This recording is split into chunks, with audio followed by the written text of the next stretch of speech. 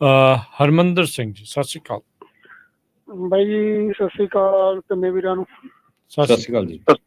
ਹਾਂਜੀ ਬਾਈ ਜੀ ਰਮਨ ਜੀ, ਮੈਂ ਥੋੜਾ ਜਿਹਾ ਲੇਟ ਸ਼ੁਰੂ ਕੀਤਾ ਤੇ ਮੈਂ ਨਾ ਜੀ ਮੇਰੇ ਕੋਲ 2018 ਮਾਡਲ ਟਰੱਕ ਹੈ ਤੇ ਇਹ ਕਾਰਬ ਵਾਲਾ ਸਿਸਟਮ ਬਾਰੇ ਪਤਾ ਕਰਨਾ ਸੀ। ਕਾਰਬ ਨਾਲ ਮੈਂ ਇੱਥੇ ਕੈਲੀਫੋਰਨੀਆ ਹੀ ਰਨ ਕਰਦਾ, ਇੱਥੇ ਰਜਿਸਟਰਡ ਹੈ, ਫਰੀਜ਼ਨੋ ਰਹਿਣਾ। ਤੇ ਕੀ ਇਹਦਾ ਮੈਨੂੰ ਵੀ ਕੋਈ ਕਾਰਬ ਦੇ ਨਾਲ ਕੋਈ ਇਸ ਤਰ੍ਹਾਂ ਦਾ ਕੀ ਸਭ ਹੈਗਾ, ਮਾੜਾ ਦੱਸੋਗੇ? ਬਿਲਕੁਲ ਜੀ, ਹਰ ਇੱਕ ਟਰੱਕ ਜਿਹੜਾ ਵੀ ਗ੍ਰੋਸ 14,000 ਗ੍ਰੋਸ ਵੇਟ ਤੋਂ ਉੱਪਰ ਹੈਗਾ, ਹਰ ਇੱਕ ਟਰੱਕ ਨੂੰ ਜਿਹੜਾ ਆ ਰਜਿਸਟਰ ਜ਼ਰੂਰੀ ਹੈਗੀ ਹੈ, ਰਜਿਸਟ੍ਰੇਸ਼ਨ। ਸੋ ਤੁਸੀਂ ਵੀ ਔਰ ਜਿਹੜੇ ਵੀ ਸੁਣਦੇ ਹੈਗੇ, ਚਾਹੇ ਉਹ ਨਵਾਂ ਟਰੱਕ ਹੈ ਚਾਹੇ ਪੁਰਾਣਾ ਟਰੱਕ ਹੈ, ਰਜਿਸਟਰ ਕਰਨ ਦਾ ਮਤਲਬ ਇਹ ਆ ਕਿ ਤੁਸੀਂ ਡਾਟਾਬੇਸ ਦੇ ਵਿੱਚ ਹੈਗੇ ਆ ਤੇ ਤੁਹਾਡਾ ਜਿਹੜਾ ਟਰੈਕਿੰਗ ਹੈਗੀ ਆ ਉਹ ਹੋ ਰਹੀ ਆ ਕਿ ਕਦੋਂ ਤੁਹਾਡਾ ਟਰੱਕ ਜਿਹੜਾ ਉਹ ਆਊਟ ਹੋਣਾ ਆ। ਸੋ ਇਹ ਜਿਹੜੀ ਪਲਾਨ ਹੈਗੀ ਹੈ, ਜਿਹੜੀ ਆਪਾਂ ਗੱਲਾਂ ਕਰ ਦਿੰਦੇ ਹਾਂ 2035 ਤੱਕ 2045 ਤੱਕ ਜਿਹੜੀਆਂ ਚੀਜ਼ਾਂ ਹੋਣੀਆਂ ਹੈਗੀਆਂ, ਉਹਨਾਂ ਦਾ ਗਰਾਊਂਡ ਬ੍ਰੇਕਿੰਗ ਹੈਗੀ ਆ ਕਿ ਕਿਵੇਂ ਇਹ ਜਿਹੜੇ ਟਰੱਕ ਹੈਗੇ ਆ, ਕਦੋਂ ਇਹ ਟਰੱਕ ਆਊਟ ਹੋਣੇ ਆ, ਕਦੋਂ ਟਰੱਕ ਜਾ ਕੇ ਮਤਲਬ ਕਿ ਇਹਨਾਂ ਦਾ ਜਿਹੜਾ ਲਾਈਫ ਸਾਈਕਲ ਹੈਗਾ ਉਹ ਖਤਮ ਹੋਣਾ ਆ। ਸੋ ਇਹ ਸਾਰੀ ਚੀਜ਼ ਨੂੰ ਟਰੈਕਿੰਗ ਦੇ ਲਈ ਹੁਣ ਜਿਹੜਾ ਆ ਇਹ ਕੀਤਾ ਗਿਆ ਆ। ਔਰ ਜਿੰਨੇ ਵੀ ਟਰੱਕ ਹੈਗੇ ਆ, ਮੈਨੂੰ ਈਅਰ ਤਾਂ ਨਹੀਂ ਪਤਾ, ਲੇਕਿਨ ਜਿੱਦਾਂ ਹੁਣ ਆਪਾਂ ਕਾਰਾਂ ਦੇ ਵਿੱਚ ਹੁੰਦਾ ਹੈ ਕਿ ਜਦੋਂ ਆਪਾਂ ਇੱਕ ਵਾਰੀ ਰਜਿਸਟ੍ਰੇਸ਼ਨ ਕਰਾਉਂਦੇ ਆ ਤੇ ਤੁਹਾਨੂੰ ਹਰ ਸਾਲ ਤੁਹਾਨੂੰ 2-3 ਸਾਲ ਜਦੋਂ ਨਵਾਂ ਨਿਕਲ ਜਾਂਦਾ ਹੈ ਤੁਹਾਡਾ ਮਾਡਲ, ਉਹ ਤੁਹਾਨੂੰ ਫਿਰ ਜਿਹੜਾ ਰਜਿਸਟ੍ਰੇਸ਼ਨ ਰਿਨਿਊਅਲ ਆਉਂਦਾ ਉੱਤੇ ਆਉਂਦਾ ਕਿ ਤੁਹਾਨੂੰ ਜਿਹੜਾ ਸਮਾਰਟ ਚੈੱਕ ਉਹ ਰਿਕੁਆਇਰਡ ਹੈਗਾ। ਸੋ ਇੱਦਾਂ ਹੀ ਟਰੱਕਾਂ ਦੇ ਵਿੱਚ ਜਿਹੜਾ ਆ ਹੋ ਰਿਹਾ ਹੈਗਾ। ਸੋ ਮੇਰਾ ਈਵਨ ਰੈਮ ਦਾ ਡੀਜ਼ਲ ਟਰੱਕ ਹੈਗਾ, ਉਹ 2 ਸਾਲ ਪੁਰਾਣਾ ਆ, ਉਹਨੂੰ ਸਮੋਕ ਚੈੱਕ ਰਿਕੁਆਇਰਡ ਕਰਤਾ ਆ ਹੁਣ। ਸੋ ਕਹਿਣ ਦਾ ਭਾਵ ਇਹ ਆ ਕਿ ਇਹ ਟਰੈਕਿੰਗ ਹੈਗੀ ਆ ਔਰ ਹਰ ਇੱਕ ਨੂੰ ਹੀ ਰਜਿਸਟਰ ਕਰਨਾ ਪੈਣਾ। ਇਹਦਾ ਜੀ ਰਮਨ ਜੀ ਪ੍ਰੋਸੀਜਰ ਕੀ ਹੈ, ਮੈਨੂੰ ਦੱਸੋਗੇ? ਜੇ ਫਰੀਜ਼ਨੋ ਮੈਂ ਰਹਿਣਾ ਤਾਂ ਕੀ ਪ੍ਰੋਸੀਜਰ ਆ ਉਹਦਾ, ਕਿਸ ਤਰੀਕੇ ਕਿਸ ਆਪਸ਼ਨ ਨਾਲ ਜਾਂ ਜਿਵੇਂ ਆਨਲਾਈਨ ਹੁੰਦਾ, ਕੀ ਪ੍ਰੋਸੀਜਰ ਹੈ ਇਹਦਾ? ਹਾਂਜੀ, ਤੁਸੀਂ ਮੈਨੂੰ ਆਫਟਰ ਇਸ ਤੋਂ ਨਾ ਟੈਕਸਟ ਕਰ ਲਿਓ ਜਾਂ ਮੈਨੂੰ ਕਾਲ ਕਰ ਲਿਓ ਨਾਪਟਾ ਦੇ ਨੰਬਰ ਤੇ ਉਹ ਗਾਈਡ ਯੂ। ਹਾਂਜੀ ਠੀਕ ਹੈ ਜੀ, ਮੈਨੂੰ ਨੰਬਰ ਲਿਖਾ ਦਿਓ ਜੀ ਨਾਪਟਾ ਦਾ। ਉੱਤੇ ਪਾਇਆ ਆਪਾਂ ਫੇਸਬੁੱਕ ਤੇ ਥੱਲੇ ਨੋਟ ਕਰ ਲਿਓ। ਹਾਂਜੀ, ਪੰਜਾਬੀ ਵੀਡੀਓ। ਠੀਕ ਹੈ। ਹਾਂਜੀ, ਤੁਸੀਂ ਜੇ ਨਹੀਂ ਵੀ ਲਿਖ ਹੋਇਆ ਤਾਂ ਤੁਸੀਂ ਪ੍ਰੋਗਰਾਮ ਤੋਂ ਬਾਅਦ 'ਚ ਕਾਲ ਕਰ ਦਿਓ, ਤੁਹਾਨੂੰ ਲਿਖਾ ਵੀ ਦੇਵਾਂਗੇ। ਉੱਦਾਂ ਦੱਸ ਦਿੰਦੇ ਹਾਂ 877 622 1313। 877 622 1313। ਧੰਨਵਾਦ ਜੀ, ਬਹੁਤ ਮਿਹਰਬਾਨੀ ਜੀ, ਥੈਂਕ ਯੂ ਜੀ। ਜੀ ਸੋ ਬਿਲਕੁਲ। ਸੋ ਤੇ ਤੁਹਾਡੇ ਵੀ ਕੋਈ ਸਵਾਲ ਨੇ, ਗੱਲ ਤੁਸੀਂ ਕਰਨਾ ਚਾਹੁੰਦੇ ਆ, ਨੰਬਰ 408 272 5200। ਹਰਜੋਤ ਸਿੰਘ ਜੀ, ਜਿੱਦਾਂ ਤੁਸੀਂ ਪਹਿਲਾਂ ਜ਼ਿਕਰ ਕੀਤਾ ਤੇ ਰਮਨ ਜੀ ਤੁਸੀਂ ਵੀ ਮਾਰਕੀਟ ਕੰਡੀਸ਼ਨ ਦੀ ਗੱਲ ਕੀਤੀ ਵੀ ਹਨੇਰ ਜਿਹੜਾ ਆ ਉਹ ਛਾਇਆ ਪਿਆ। ਚਲੋ ਪਰ ਇੱਥੇ ਕਿਤੇ ਨਾ ਕਿਤੇ ਇਹ ਵੀ ਹੁੰਦਾ ਆ ਵੀ ਆਪਾਂ ਕਈ ਚੀਜ਼ਾਂ ਦੇ ਵਿੱਚ ਕੋਸਟ ਕਟਿੰਗ ਵੀ ਕਰਨੀ ਪੈਂਦੀ ਆ। ਬਿਜ਼ਨਸਿਸ ਨੂੰ ਅਕਸਰ ਆਪਣੇ ਜਿਹੜੇ ਦਾਅ ਆ ਉਹ ਬਦਲਣੇ ਪੈਂਦੇ ਆ ਜਦੋਂ ਇੱਦਾਂ ਦੇ ਉਤਾਰ ਚੜਾਵ ਜਿਹੜੇ ਉਹ ਚੱਲਦੇ ਆ। ਤੇ ਰਮਨ ਜੀ, ਇਸ ਟਾਈਮ ਕਿਹੜੀਆਂ ਜਿਹੜੀਆਂ ਕੋਸਟ ਕਟਿੰਗ ਮੈਥਡਸ ਆ ਜਾਂ ਕਿਹੜੀਆਂ ਚੀਜ਼ਾਂ ਦੇ ਵਿੱਚ ਕੋਸਟ ਕਟਿੰਗ ਕਰਨੀ ਆ? ਕਿਉਂਕਿ ਕੋਸਟ ਕਟਿੰਗ ਕਰਨ ਦਾ ਵੀ ਇੱਕ ਤਰੀਕਾ ਆ ਵੀ ਕਿੱਥੇ ਕੀਤੀ ਜਾਵੇ, ਕਿਹੜੀ ਚੀਜ਼ ਨੂੰ ਜਿਹੜਾ ਉਹ ਨਹੀਂ ਛੇੜਿਆ ਜਾ ਸਕਦਾ। ਸੋ ਕੀ ਤੁਹਾਡੇ ਸੁਝਾਅ ਨੇ, ਕਿਹੜੀਆਂ ਚੀਜ਼ਾਂ 'ਚ ਕੋਸਟ ਕਟਿੰਗ ਹੋਵੇ ਤੇ ਕਿਹੜੀਆਂ ਚੀਜ਼ਾਂ ਨੂੰ ਐਜ਼ ਇਟ ਇਜ਼ ਛੱਡਿਆ ਜਾਵੇ? ਦੇਖੋ, ਸਾਰਿਆਂ ਨਾਲੋਂ ਪਹਿਲੀ ਜਿਹੜੀ ਕਾਸਟ ਕਟਿੰਗ ਹੈਗੀ ਆ ਉਹ ਹੁੰਦੀ ਆ ਜਿਹੜੀ ਪਰਸਨਲ ਐਕਸਪੈਂਸ ਹੈਗੇ ਆ। ਪਰਸਨਲ ਐਕਸਪੈਂਸ ਦੇ ਵਿੱਚ ਕਾਸਟ ਕਟਿੰਗ ਸਾਰਿਆਂ ਨਾਲੋਂ ਪਹਿਲਾਂ ਸ਼ੁਰੂ ਹੋਣੀ ਚਾਹੀਦੀ ਆ। ਉਸ ਤੋਂ ਬਾਅਦ ਜਿਹੜੇ ਨਾਨ ਅਸੈਂਸ਼ੀਅਲ ਚੀਜ਼ਾਂ ਹੈਗੀਆਂ, ਜਿਹੜੀਆਂ ਮਤਲਬ ਕਿ ਤੁਹਾਡੀਆਂ ਬਿਜ਼ਨਸ ਦੇ ਵਿੱਚ ਤੁਸੀਂ ਠੀਕ ਹੈ ਇੱਕ ਟਾਈਮ ਤੇ ਵਧੀਆ ਸੀਗਾ ਤੇ ਆਪਾਂ ਕਈ ਚੀਜ਼ਾਂ ਕੀਤੀਆਂ ਸੀਗੀਆਂ, ਮੇ ਬੀ ਆਫਿਸ ਵੱਡਾ ਸੀਗਾ, ਇੰਪਲੋਈਜ਼ ਆਪਾਂ ਜ਼ਿਆਦਾ ਸੀਗੇ ਜਾਂ ਆਪਾਂ ਆਵਰਸ ਘੱਟ ਲਾਉਂਦੇ ਸੀਗੇ, ਉੱਥੇ ਧਿਆਨ ਦੇਣਾ ਚਾਹੀਦਾ। ਜਿਹੜੀਆਂ ਚੀਜ਼ਾਂ ਤੁਹਾਡੇ ਬਿਜ਼ਨਸ ਦੇ ਲਈ ਰਿਕੁਆਇਰਡ ਹੈਗੀਆਂ, ਉਸ ਤੋਂ ਬਿਨਾਂ ਤੁਹਾਡਾ ਬਿਜ਼ਨਸ ਜਿਹੜਾ ਉਹ ਚੱਲ ਨਹੀਂ ਸਕਦਾ ਹੈਗਾ, ਜਾਂ ਤੁਸੀਂ ਫਿਊਚਰ ਦੇ ਵਿੱਚ ਉਹ ਬਿਜ਼ਨਸ ਦੇ ਵਿੱਚ ਧੋਖਾ ਖਾ ਸਕਦੇ ਔਰ ਤੁਹਾਨੂੰ ਪ੍ਰੋਬਲਮਸ ਖੜੀਆਂ ਹੋ ਸਕਦੀਆਂ। ਪਲੀਜ਼ ਉਹਨਾਂ ਚੀਜ਼ਾਂ ਦੇ ਉੱਤੇ ਕਾਸਟ ਕਟਿੰਗ ਜਿਹੜੀ ਆ ਉਹ ਨਾ ਕਰੋ, ਕਿਉਂਕਿ ਮੈਜੋਰਟੀ ਟਾਈਮ ਉਹ ਕਾਸਟ ਕਟਿੰਗ ਉੱਥੇ ਸ਼ੁਰੂ ਹੁੰਦੀ ਹੈ ਜਿਹੜੀਆਂ ਰਿਕੁਆਇਰਡ ਚੀਜ਼ਾਂ ਹੈਗੀਆਂ ਤੁਹਾਡੀ ਟੂ ਰਨ ਦਾ ਬਿਜ਼ਨਸ। ਸਾਡੀ ਪ੍ਰੋਬਲਮ ਇਹ ਹੈਗੀ ਆ, ਅਸੀਂ ਉੱਥੇ ਕਾਸਟ ਕਟਿੰਗ ਸ਼ੁਰੂ ਕਰਦੇ ਹਾਂ ਜਿੱਥੇ ਕਿ ਸਾਨੂੰ ਬਿਲਕੁਲ ਹੀ ਕਾਸਟ ਕਟਿੰਗ ਕਰਨੀ ਚਾਹੀਦੀ। ਜਿਵੇਂ ਕਿ ਸਾਡੀਆਂ ਅਸੀਂ ਇੰਸ਼ੋਰੈਂਸ ਦੇ ਵਿੱਚ ਲੈ ਲਓ, ਸਾਡੀਆਂ ਡਰੱਗ ਟੈਸਟਿੰਗ ਦੇ ਵਿੱਚ ਲੈ, ਜਾਂ ਸਾਡੀ ਹੋਰ ਕਿਸੇ ਵੀ ਚੀਜ਼ ਦੇ ਵਿੱਚ ਲੈ ਲਓ, ਅਸੀਂ ਉੱਥੋਂ ਕਾਸਟ ਕਟਿੰਗ ਸ਼ੁਰੂ ਕਰਦੇ ਹਾਂ। ਠੀਕ ਹੈ ਨਾ? ਜਦ ਕਿ ਸਾਨੂੰ ਕਾਸਟ ਕਟਿੰਗ ਜਿਹੜੀ ਆ ਉਹ ਪਰਸਨਲ ਚੀਜ਼ਾਂ ਤੋਂ ਲੈ ਕੇ ਉੱਪਰ ਨੂੰ ਆਉਣਾ ਚਾਹੀਦਾ। ਨॉन ਰਿਕੁਆਇਰਡ ਨॉन ਅਸੈਂਸ਼ੀਅਲ ਚੀਜ਼ਾਂ, ਪਰਸਨਲ ਚੀਜ਼ਾਂ, ਉਹਨਾਂ ਸਾਰੇ ਪਾਸਿਓਂ ਤੁਹਾਨੂੰ ਕਾਸਟ ਕਟਿੰਗ ਸ਼ੁਰੂ ਕਰਨੀ ਚਾਹੀਦੀ ਹੈ, ਨਾ ਕਿ ਤੁਹਾਨੂੰ ਕੰਪਨੀ ਦੀ ਰਿਕੁਆਇਰਡ ਜਿਹੜੀ ਲੀਗਲੀ ਰਿਕੁਆਇਰਮੈਂਟਸ ਹੈਗੀਆਂ ਉਹਨਾਂ ਨੂੰ ਕਾਸਟ ਕਟਿੰਗ ਪਹਿਲਾਂ ਕਰਨੀ ਚਾਹੀਦੀ ਹੈ। ਔਰ ਇਹੋ ਹੀ ਚੀਜ਼ ਦੇਖਣ 'ਚ ਆ ਰਹੀ ਹੈ ਇਸ ਵੇਲੇ ਕਿ ਅਸੀਂ ਟੋਟਲੀ ਜਿਹੜੀਆਂ ਸਾਨੂੰ ਰਿਕੁਆਇਰਡ ਆ ਬਾਏ ਲਾਅ, ਔਰ ਮੈਨੂੰ ਹੈਰਾਨੀ ਹੁੰਦੀ ਆ, ਮੈਨੂੰ ਕਾਲਸ ਜਿਹੜੀਆਂ ਨੈਪਟਾ ਦੇ ਵਿੱਚ ਆਉਂਦੀਆਂ ਹੈਗੀਆਂ ਉਹਨਾਂ ਨੂੰ ਸੁਣ ਕੇ ਕਈ ਵਾਰੀ ਹੈਰਾਨੀ ਹੁੰਦੀ ਆ ਕਿ ਇਹ ਆਰ ਯੂ ਸ਼ੋਰ ਕਿ ਤੁਸੀਂ ਆਹ ਚੀਜ਼ ਕਰ ਰਹੇ ਹੈਗੇ ਆ, ਆਰ ਯੂ ਸ਼ੋਰ। ਹੁਣ ਕਈ ਬੰਦਿਆਂ ਨਾਲ ਗੱਲ ਹੁੰਦੀ ਆ, ਉਹ ਕਹਿੰਦੇ ਅਸੀਂ ਤਾਂ ਵਰਕਰਸ ਕੰਮ ਘਟਾਤੀ, ਫਿਰ ਦੇਖਾਂਗੇ ਜਦੋਂ ਕੋਈ ਕਲੇਮ ਪਊਗਾ। ਆਈ ਮੀਨ ਆਰ ਯੂ ਕ੍ਰੇਜ਼ੀ? ਜਿਹੜੀਆਂ ਇਹ ਚੀਜ਼ਾਂ ਹੈਗੀਆਂ ਇਹ ਕਾਸਟ ਕਟਿੰਗ ਨਹੀਂ ਹੈਗੀ। ਅਸੀਂ ਆਪਣੀ ਜਿਹੜੀ ਆ ਪੇਰੋਲ ਬੰਦ ਕਰ ਦਿੱਤਾ ਹੈਗਾ, ਅਸੀਂ ਮਤਲਬ ਉਹ ਚੀਜ਼ਾਂ ਨੂੰ ਕਾਸਟ ਕਟਿੰਗ ਕਰ ਰਹੇ ਹੈਗੇ ਜਿਹੜੀਆਂ ਚੀਜ਼ਾਂ ਉਹ ਤੋਂ ਬਿਨਾਂ ਤੁਹਾਡਾ ਕੰਮ ਜਿਹੜਾ ਆ ਕੱਲ ਨੂੰ ਬੰਦ ਹੋ ਸਕਦਾ, ਸ਼ਟ ਡਾਊਨ ਹੋ ਸਕਦਾ। ਸੋ ਪਲੀਜ਼ ਕਾਸਟ ਕਟਿੰਗ ਹੈ ਨਾ ਉਹ ਪਰਸਨਲ ਐਕਸਪੈਂਸ ਤੋਂ ਪਹਿਲਾਂ ਸ਼ੁਰੂ ਕਰੋ and then go down the line ਕਿ ਕਿਹੜੀਆਂ ਚੀਜ਼ਾਂ ਤੇ ਤੁਹਾਨੂੰ ਲੱਗਦਾ ਹੈ ਕਿ ਤੁਹਾਡੀਆਂ ਜਿਹੜੀਆਂ ਨॉन ਅਸੈਂਸ਼ੀਅਲ ਹੈਗੀਆਂ ਉਹਨਾਂ ਚੀਜ਼ਾਂ ਤੇ, ਚਾਹੇ ਆਫਿਸ ਲਈ ਹੈਗੇ ਆ, ਚਾਹੇ ਆਫਿਸ ਨੂੰ ਛੋਟਾ ਕਰਨਾ ਹੈਗਾ, ਚਾਹੇ ਕੁਛ ਵੀ ਕਰਨਾ ਹੈਗਾ, ਉੱਤੇ ਕਰੋ। ਪਰ ਜਿਹੜੀਆਂ ਅਸੈਂਸ਼ੀਅਲ ਚੀਜ਼ਾਂ ਹੈਗੀਆਂ, ਜਿਹੜੀਆਂ ਰਿਕੁਆਇਰਡ ਬਾਏ ਲਾਅ ਹੈਗੀਆਂ, ਉਹਨਾਂ ਤੇ ਕਾਸਟ ਕਟਿੰਗ ਦੇ ਨਾਲ ਨਾ ਕਰੋ। ਜੀ ਜੀ ਬਿਲਕੁਲ। ਆਪਣੇ ਅਗਲੇ ਕਾਲਰ ਨੇ ਜਸਬੀਰ ਜੀ, ਸਤਿ ਸ਼੍ਰੀ ਅਕਾਲ। ਹਾਂਜੀ, ਤਿੰਨੇ ਭਰਾਵਾਂ ਨੂੰ ਸਤਿ ਸ੍ਰੀ ਅਕਾਲ। ਮੇਰੇ ਨਿੱਕੇ ਜਿਹੇ 2 ਕੁਐਸਚਨ ਹੈ ਜੀ। ਨੰਬਰ 1 ਕੁਐਸਚਨ ਤਾਂ ਇਹ ਹੈ ਬਈ ਡਰਾਈ ਦੇ ਵਿੱਚ ਡਰਾਈਵਰਾਂ ਨੂੰ ਵੇਟਿੰਗ ਕਿੰਨੇ ਘੰਟੇ ਬਾਅਦ ਮਿਲਦੀ ਹੈ ਤੇ ਰੀਫਰ ਦੇ ਵਿੱਚ ਕਿੰਨੇ ਘੰਟੇ ਬਾਅਦ ਮਿਲਦੀ ਹੈ, ਇਹ ਦੱਸਿਆ ਜਾਵੇ ਰਮਨ ਭਾਜੀ ਦੱਸਣ। ਨੰਬਰ 2, ਅਕਸਰ ਆਪਾਂ ਗੱਲ ਕਰਦੇ ਹਾਂ ਜੀ ਵੀ ਬਾਈਡਨ ਸਾਹਿਬ ਲੋ ਇਨਕਮ ਵਾਲਿਆਂ ਨੂੰ ਸਹੂਲਤਾਂ ਬਹੁਤ ਦਿੰਦੇ ਹੈਗੇ ਆ। ਮੇਰੇ ਖਿਆਲ ਦੇ ਵਿੱਚ ਜੀ ਟਰੰਪ ਸਾਹਿਬ ਨੇ ਕਰੋਨਾ ਦੇ ਵਿੱਚ ਸਰਮਾਏਦਾਰਾਂ ਨੂੰ ਵੀ ਪੈਸਾ ਚੰਗਾ ਵੰਡਿਆ ਅਮਰੀਕਾ ਦੇ ਵਿੱਚ, ਮੈਂ ਕੋਈ ਸ਼ੱਕ ਨਹੀਂ ਕੰਪਨੀਆਂ ਨੂੰ, ਉਹਦੀ ਦੁਰਵਰਤੋਂ ਵੀ ਹੋਈ ਹੈ। ਹੁਣ ਟਰੱਕਿੰਗ ਕੰਪਨੀਆਂ ਦੇ ਮਾਲਕ ਡਰਾਈਵਰਾਂ ਦੀ ਸੈਲਰੀ ਘਟਾਈ ਜਾਂਦੇ ਆ ਤੇ ਉਦੋਂ ਇਹਨਾਂ ਨੇ 1.5 ਫੁੱਟ ਦੇ ਚੌੜੇ ਟਾਇਰ ਵੀ ਪਵਾਏ ਆ ਮੇਰੇ ਖਿਆਲ ਦੇ ਵਿੱਚ ਗੱਡੀਆਂ ਨੂੰ। ਹੁਣ ਥੋੜਾ ਜਿਹਾ ਹੌਸਲਾ ਵੀ ਰੱਖਣ। ਇਹ ਇੱਕ ਸਵਾਲ ਹੈ ਜੀ ਮੇਰਾ ਜੀ। ਥੈਂਕ ਯੂ ਜੀ ਬਿਲਕੁਲ ਜੀ, ਮੈਂ ਤੁਹਾਡੇ ਨਾਲ ਸਹਿਮਤ ਹੈਗਾ।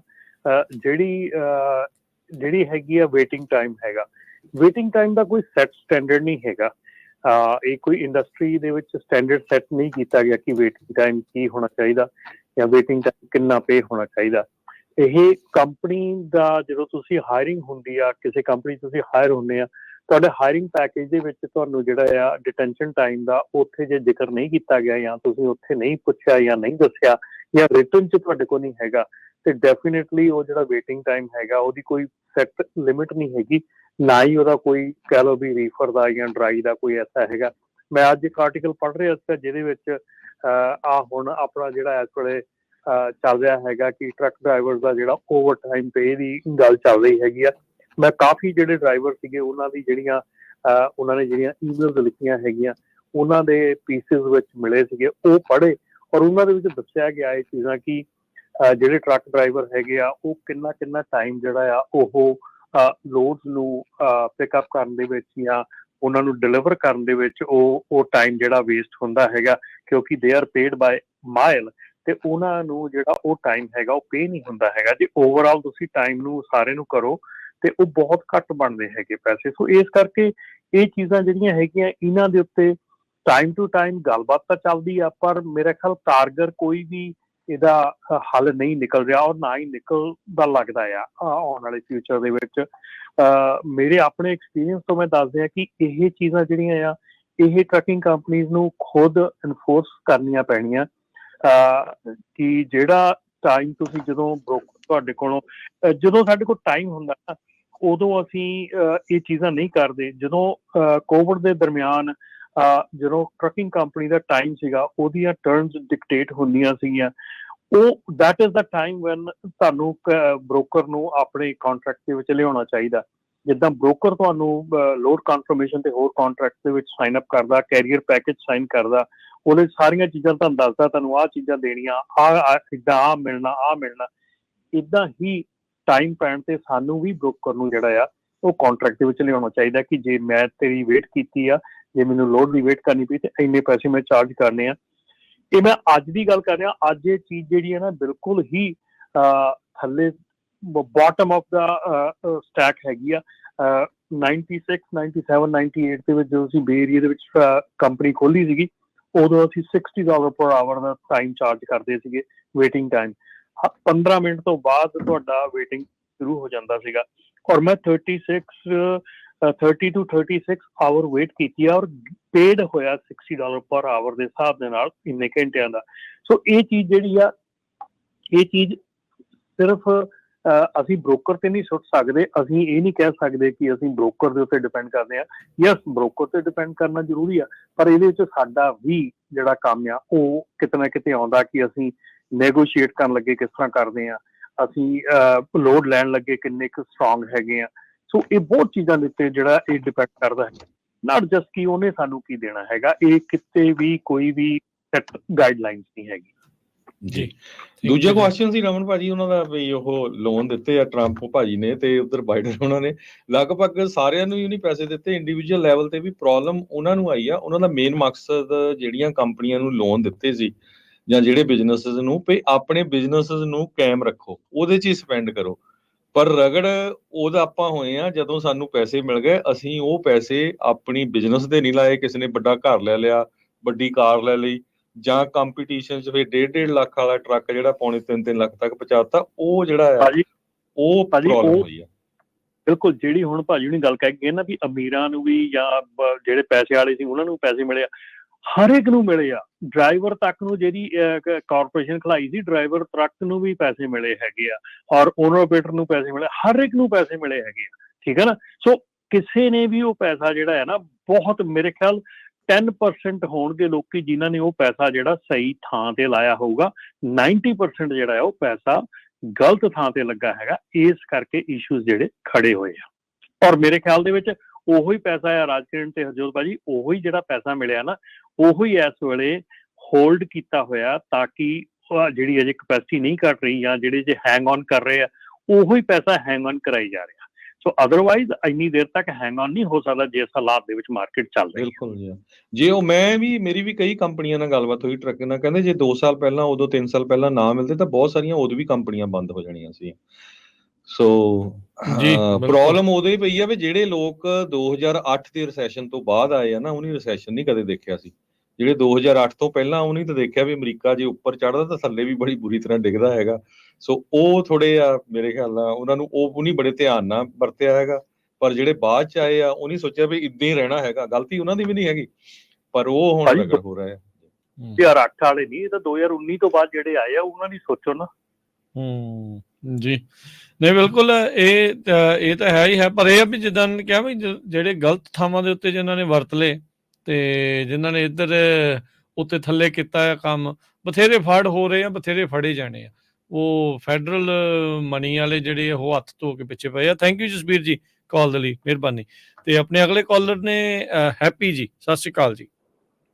ਹਾਂਜੀ, ਸਤਿ ਸ਼੍ਰੀ ਅਕਾਲ ਬਾਈ, ਤਿੰਨਾਂ ਭਰਾਵਾਂ ਨੂੰ ਸਤਿ ਸ਼੍ਰੀ ਅਕਾਲ। ਸਤਿ ਸ਼੍ਰੀ ਅਕਾਲ ਜੀ। ਤੁਹਾਡਾ ਪ੍ਰੋਗਰਾਮ ਜੀ ਬਹੁਤ ਵਧੀਆ ਜੀ। 2 ਸਾਲ ਹੋ ਗਿਆ ਸੁਣਦੇ ਨੂੰ ਸਾਰੇ ਪ੍ਰੋਗਰਾਮ ਜੀ, ਬਹੁਤ ਵਧੀਆ। ਥੈਂਕ ਯੂ, ਧੰਨਵਾਦ ਕਰਨਾ ਜੀ ਤੁਹਾਡਾ। ਮਿਹਰਬਾਨੀ ਜੀ ਹੈਪੀ ਜੀ, ਧੰਨਵਾਦ ਜੀ, ਧੰਨਵਾਦ ਜੀ, ਬਹੁਤ ਬਹੁਤ। ਸੋ ਸਾਨੂੰ ਆਪਣੇ ਰਾਜਕਰਨ ਵੀਰ ਜੀ ਤੇ ਆਪਣੇ ਰਮਨ ਭਾਜੀ ਬਹੁਤ ਸਾਰੇ ਨਗਰ ਕੀਰਤਨ ਤੇ ਸਰੋਤੇ ਮਿਲਦੇ ਰਹਿੰਦੇ। ਕਈ ਕਹਿੰਦੇ ਯਾਰ ਆਪਾਂ ਤਾਂ ਟਰੱਕਿੰਗ ਇੰਡਸਟਰੀ ਚ ਵੀ ਨਹੀਂ, ਪਰ ਫਿਰ ਵੀ ਆਪਾਂ ਤੁਹਾਡਾ ਸ਼ੋਅ ਸੁਣੀਦਾ, ਜਾਂ ਫਿਰ ਮੈਂ ਤਾਂ ਸਿਟੀਜ਼ਨ ਆ ਫਿਰ ਵੀ ਤੁਹਾਡਾ ਇਮੀਗ੍ਰੇਸ਼ਨ ਦਾ ਸੁਣੀਦਾ। ਸੋ ਬਹੁਤ ਸਾਰੇ ਜਿਹੜੇ ਸਰੋਤੇ ਆ ਉਹ ਐਪਰੀਸ਼ੀਏਟ ਕਰਦੇ। ਸਾਰਿਆਂ ਦਾ ਧੰਨਵਾਦ। ਵੱਧ ਤੋਂ ਵੱਧ ਸਾਰਿਆਂ ਨੂੰ ਦੱਸਿਆ ਕਰੋ ਵੀ ਪੰਜਾਬੀ ਰੇਡੀਓ USA ਦੇ ਨਾਲ ਜੁੜੋ। ਜਿੰਨੇ ਸਾਡੇ AM FM ਸਟੇਸ਼ਨ ਆ ਉੱਥੇ ਤੁਸੀਂ ਕਾਰਾਂ 'ਚ ਟਰੱਕਾਂ 'ਚ ਸੁਣ ਸਕਦੇ ਆ। ਬਾਕੀ ਤੁਸੀਂ ਪੰਜਾਬੀ ਰੇਡੀਓ USA ਦੇ YouTube ਚੈਨਲ ਨੂੰ ਸਬਸਕ੍ਰਾਈਬ ਕਰੋ। ਉਹਦੇ ਉੱਤੇ ਜਿਹੜੇ ਪ੍ਰੋਗਰਾਮ ਆ ਕਿਸੇ ਵੀ ਟਾਈਮ ਸੁਣ ਸਕਦੇ ਆ। ਅਗਲੇ ਕਾਲਰ ਨੇ ਗੁਰਿੰਦਰ ਜੀ। ਸਤਿ ਸ਼੍ਰੀ ਅਕਾਲ। ਸਤਿ ਸ਼੍ਰੀ ਅਕਾਲ ਭਾਜੀ। Can you hear me okay? ਹਾਂਜੀ ਹਾਂਜੀ ਹਾਂਜੀ, ਸਤਿ ਸ਼੍ਰੀ ਅਕਾਲ। ਹਾਂਜੀ, ਸਤਿ ਸ਼੍ਰੀ ਅਕਾਲ ਭਾਜੀ। ਭਾਜੀ ਮੈਂ ਰਮਨ ਭਾਜੀ ਨੂੰ ਪੁੱਛਣਾ ਸੀਗਾ ਵੀ ਇੱਕ ਤੇ ਜਿਹੜਾ ਟਰੱਕ ਆਰਡਰ ਨਾਟ ਯੂਜ਼ ਜਾਂ ਟੋਨੂ ਜਿਹਨੂੰ ਕਹਿ ਦਿੰਦੇ ਨੇ, ਇਹ ਤੁਸੀਂ ਆਪਣੀ ਮਰਜ਼ੀ ਨਾਲ ਮਤਲਬ ਵਧਾ ਸਕਦੇ ਕਿ ਸਟੈਂਡਰਡ ਸੈੱਟ ਹੋਇਆ ਵਾ ਵੀ $150 ਹੀ ਦੇਣੇ ਨੇ ਤੁਹਾਨੂੰ? ਤੁਸੀਂ ਆਪਣੀ ਮਰਜ਼ੀ ਨਾਲ ਵੀ ਇਹਨਾਂ ਕੋਲ ਪੈਸੇ ਲੈ ਸਕਦੇ ਹੋ ਬ੍ਰੋਕਰਾਂ ਕੋਲ, ਜੇ ਤੁਹਾਡਾ ਜ਼ਿਆਦਾ ਟਾਈਮ ਲੱਗਦਾ ਆ। ਕਿਸੇ ਵੇਲੇ ਏਦਾਂ ਵੀ ਮੇਰਾ ਤਾਂ ਉਹਨਾਂ ਦੀ ਕਾਲ ਜਿਹੜੀ ਵਿੱਚ ਡ੍ਰੌਪ ਹੋ ਗਈ। ਰਮਨ ਜੀ ਸੁਣ ਰਹੇ ਆਵਾਜ਼ ਤੁਸੀਂ? ਹਾਂਜੀ, ਮੈਨੂੰ ਸੁਣ ਰਹੀ ਹੈ ਜੀ, ਮੇਰੀ ਕਾਲ ਡ੍ਰੌਪ ਹੋ ਗਈ।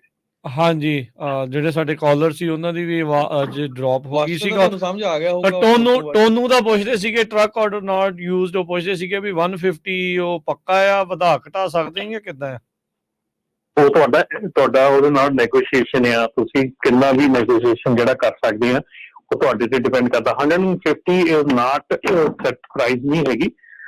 ਹੁਣ ਜੇ ਤੁਸੀਂ 150-200 ਮੀਲ ਤੁਸੀਂ ਟਰੈਵਲ ਕਰਕੇ ਗਏ ਆ ਲੋਡ ਚੱਕਣ ਲਈ, ਤੁਸੀਂ $150 ਦੇ ਵਿੱਚ ਨਹੀਂ ਸੈਟੀਸਫਾਈਡ ਹੈਗੇ। ਸੋ ਇਸ ਕਰਕੇ ਜਿਹੜਾ ਟੋਨੂ ਹੈਗਾ ਆ ਉਹ ਡਿਪੈਂਡ ਕਰਦਾ ਹੈ ਕਿ ਤੁਸੀਂ ਕਿੰਨੇ ਟਾਈਮ ਤੋਂ ਉੱਥੇ ਬੈਠੇ ਆ, ਕਿੰਨੀ ਦੂਰ ਤੁਸੀਂ ਪਿਕਅਪ ਕਰਨ ਗਏ ਆ, ਜਾਂ ਕੀ ਤੁਹਾਡਾ ਜਿਹੜਾ ਸਿਚੁਏਸ਼ਨ ਹੈਗੀ ਆ, ਉਹ ਹਰ ਇੱਕ ਸਿਚੁਏਸ਼ਨ ਤੇ ਡਿਪੈਂਡ ਕਰ ਰਹੀ ਹੈ। $150 ਕੋਈ ਹੁੰਦਾ ਹੈ, ਕੋਈ $500 ਤੱਕ ਵੀ ਲੈਂਦਾ ਹੈ, 400 ਵੀ, ਡਿਪੈਂਡ ਕਰਦਾ ਕਿ ਤੁਸੀਂ ਕੀਤਾ ਕੀ ਆ। ਜੀ ਆਪਣੇ ਅਗਲੇ ਕਾਲਰ ਨੇ ਅਭੀ ਜੀ, ਸਤਿ ਸ਼੍ਰੀ ਅਕਾਲ।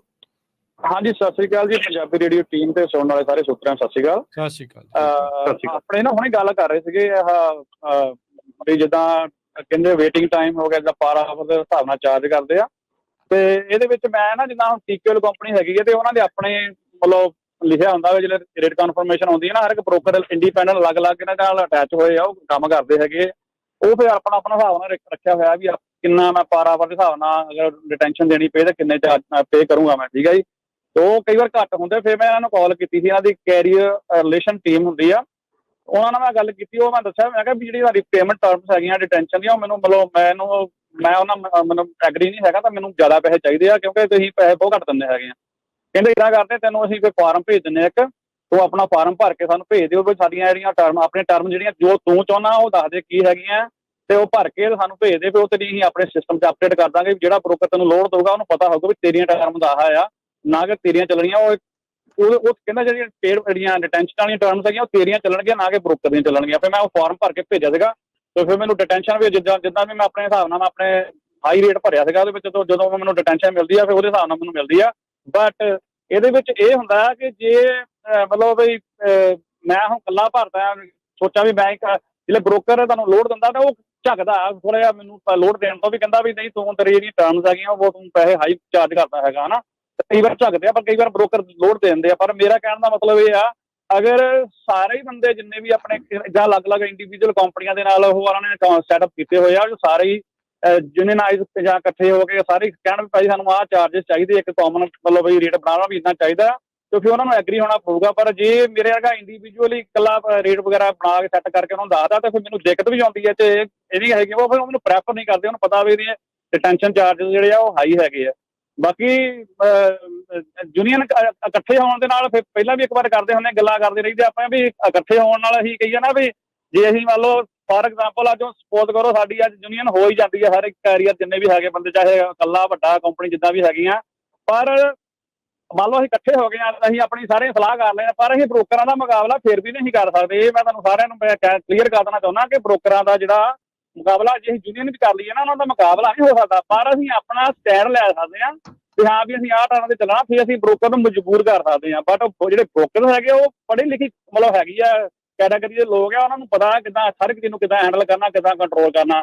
ਪਰ ਜਿਹੜੀ ਯੂਨੀਅਨ ਹੈਗੀ ਆ ਜਾਂ ਏਕਾ ਹੈਗਾ ਆ, ਉਹਦੇ ਵਿੱਚ ਸਾਨੂੰ ਫਾਇਦਾ ਹੋਣ ਦੀ ਸੰਭਾਵਨਾ ਜ਼ਿਆਦਾ ਬਣ ਜਾਂਦੀ ਆ ਕਿ ਹਰ ਇੱਕ ਬੰਦਾ ਇੱਕ ਆਪਣਾ ਪੁਆਇੰਟ ਸੈੱਟ ਕਰ ਲਾ ਵੀ ਹਾਂ ਜਿੱਦਾਂ ਮੈਂ TQL ਨਾਲ ਕੀਤਾ, ਸਾਰੇ ਕਹਿਣਾ ਭਾਈ ਅਸੀਂ TQL ਨੂੰ ਜਾਂ ਬਾਕੀਆਂ ਬ੍ਰੋਕਰਾਂ ਨੂੰ ਵੀ ਆਹ ਸਾਡੇ ਚਾਰਜਸ ਹੈਗੇ ਆ, ਤੇ ਉਹਨਾਂ ਨੂੰ ਪਤਾ ਲੱਗ ਜਾਂਦਾ ਵੀ ਭਾਈ ਤੋਂ ਥੱਲੇ ਸਾਨੂੰ ਭੁਗਤਾ ਨਹੀਂ, ਸਾਨੂੰ ਦੇਣੇ ਹੀ ਪੈਣੇ ਆ ਪੈਸੇ। ਠੀਕ ਨਹੀਂ ਗੱਲ? ਕੋਈ ਹਰ ਇੱਕ ਬੰਦੇ ਦਾ ਫਾਇਦਾ ਹੋ ਜਾਂਦਾ ਇਸ ਚੀਜ਼ ਦੇ ਵਿੱਚ, ਅਗਰ ਆਪਣੀ ਸਮਝ ਨਾਲ ਚੱਲਣ ਦੀ ਲੋੜ ਆ ਜੀ। ਬਾਕੀ ਧੰਨਵਾਦ ਜੀ, ਬਹੁਤ ਬਹੁਤ ਥੈਂਕ ਯੂ ਸੋ ਮਚ ਜੀ, ਮਿਹਰਬਾਨੀ, ਥੈਂਕ ਯੂ। ਓਕੇ ਜੀ ਪਾਲ ਜੀ, ਸਤਿ ਸ਼੍ਰੀ ਅਕਾਲ। ਸਤਿ ਸ਼੍ਰੀ ਅਕਾਲ ਜੀ ਰਮਨ ਜੀ, ਇਹ ਦੱਸਿਓ ਜਿਹੜੀ CBP ਹੈ, ਕਸਟਮ ਬਾਰਡਰ ਪ੍ਰੋਟੈਕਸ਼ਨ ਜਿਹੜੀ ਡਿਪਾਰਟਮੈਂਟ ਹੈ, ਇਹਦੇ ਵਿੱਚ ਇਹਨਾਂ ਦਾ ਹੈੱਡ ਆਫਿਸ ਵਾਸ਼ਿੰਗਟਨ ਦੇ ਵਿੱਚ ਹੈਗਾ।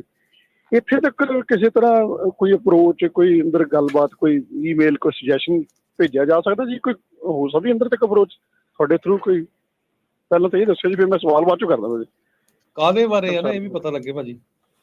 ਕੰਸਰਨ ਇਹ ਹੈ ਭਾਜੀ ਕਿ ਇੱਧਰ ਬਾਰਡਰ ਅਸੀਂ ontario ਤੋਂ ਕ੍ਰਾਸ ਕਰਦੇ ਹਾਂ ਭਾਜੀ, ਮਿਸ਼ੀਗਨ ਵਾਲਾ।